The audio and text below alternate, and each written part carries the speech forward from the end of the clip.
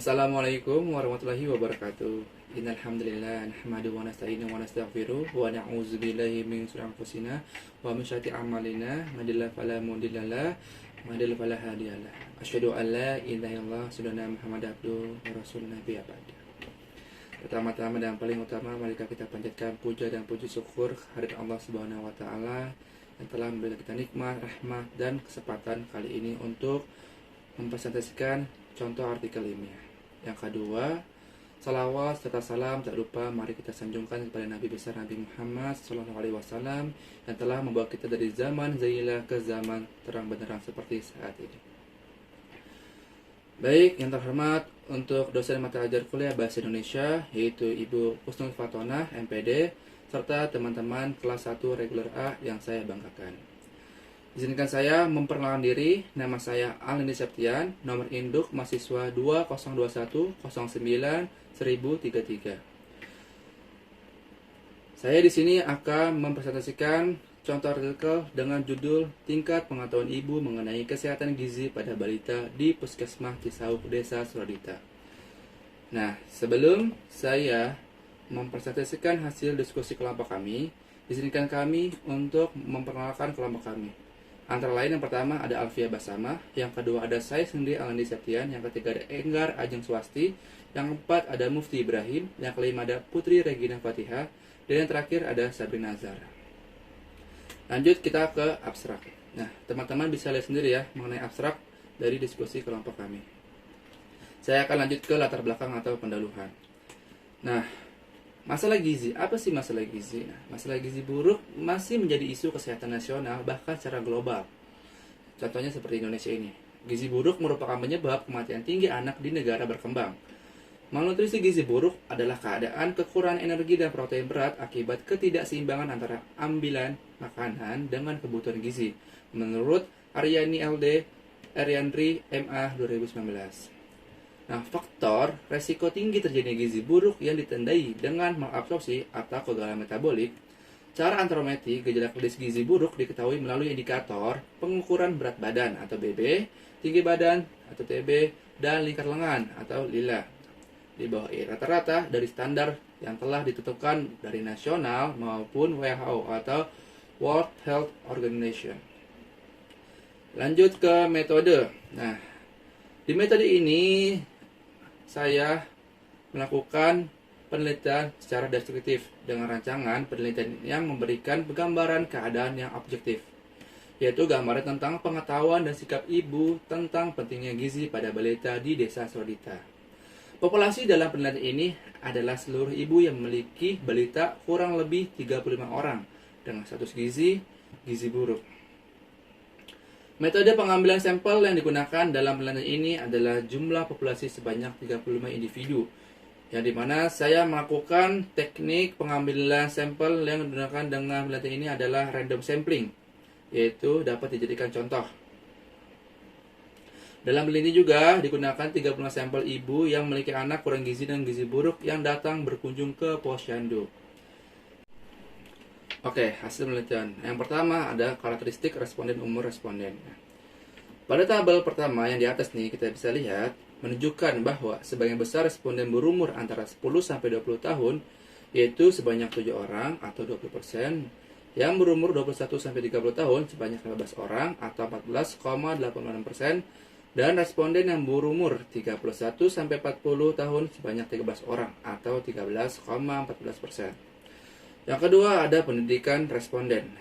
Pada tabel 2 ini, yang di atas ini ya, menunjukkan bahwa sebagian besar responden mempendidikan SD sebanyak 10 orang atau 28,58%.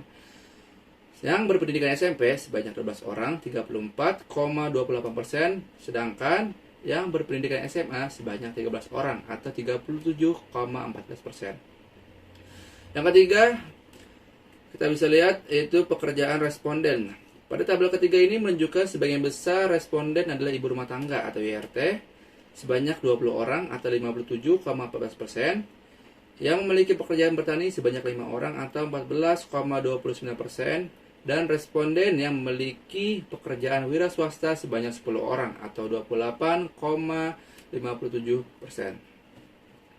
Lanjut kita ke 4 itu ada frekuensi distribusi pengetahuan ibu tentang gizi pada balita. Nah, pada tabel 4 ini, dari 35 ibu yang memiliki pengetahuan baik tentang status gizi pada balita itu sebanyak 26 orang atau 74,29%.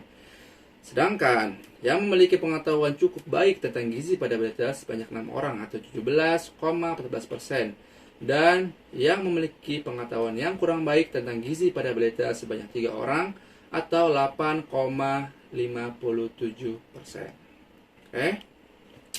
Kita lanjut ke yang kelima nih, ada frekuensi distribusi sikap ibu tentang gizi pada balita. Nah, pada tabel 5 ini, dari atas nih ya, kita lihat dari 35 ibu yang memiliki sikap kurang baik tentang gizi pada balita lebih banyak, yaitu sekitar 23 orang atau 65,71%. Dan yang memiliki sikap kurang baik sebanyak 12 orang atau 34,29%.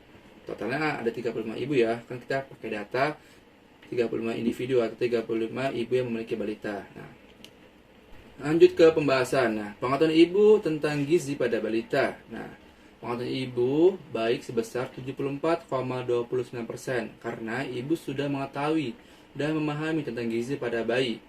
Menurut hipotesis peneliti, pengetahuan ibu kurang baik yaitu sebesar 8,57%. Dikarenakan kurangnya ibu yang aktif datang ke puskesmas, maka diperlukan penyuluhan dan program tambahan gizi bayi untuk memastikan ibu tidak mendapatkan informasi tentang pentingnya gizi pada balita, mengatur makanan, dan memastikan semua makanan diberikan kepada bayinya.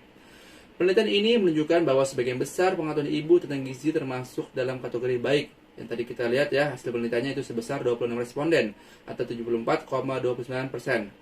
Dan dalam kategori cukup yaitu 6 responden, yaitu 17,14%. Dan yang terakhir ada kategori gizi kurang baik, yaitu sebesar 3 responden atau 8,57%.